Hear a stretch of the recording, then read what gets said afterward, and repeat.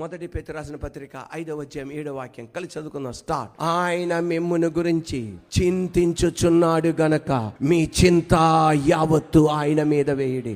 ఏ విషయమైతే చింతిస్తున్నావో ఆయన బాధ్యత తీసుకుంటున్నాడు.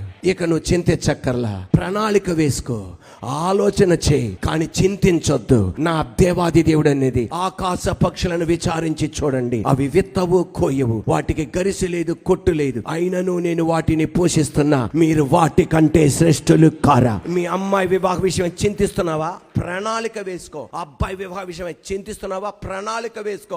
కానీ ఏం చేయకు, చింతించకు.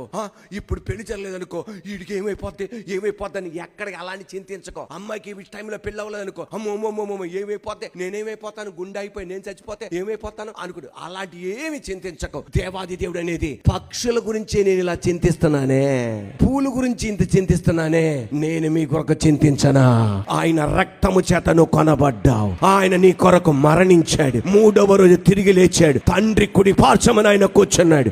నీ పాప విషయమై ఆయన చింతిస్తున్నాడు, నీ కుమారుడు విషయం ఆయన చింతిస్తున్నాడు. నీ చింత యావత్ ఆయన మీదవే. ఆయన డీల్ చేస్తున్నాడు, అన్నిటినీ దేవుడు కార్యం చేస్తాడు. తగిన సమయంలో నా దేవుడు నీ కొరకు మార్గాలు తెరుస్తాడు. ఆయన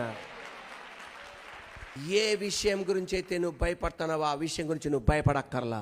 ఎస్, ఆ భయాన్ని ఆయన డీల్ చేస్తున్నాడు, డీల్ చేసేసాడు కూడా, ఆయన వ్యవహరించేశాడు కూడా.